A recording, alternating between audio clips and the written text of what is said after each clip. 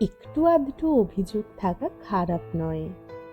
এত ব্যস্ত, একটা ফোন করার সময় পাসনি? কখন মেসেজ করেছি, একটু উত্তর দিতে পারছো না? কালকেও দেখা করতে পারবে না? একটুও সময় বার করতে পারবে না?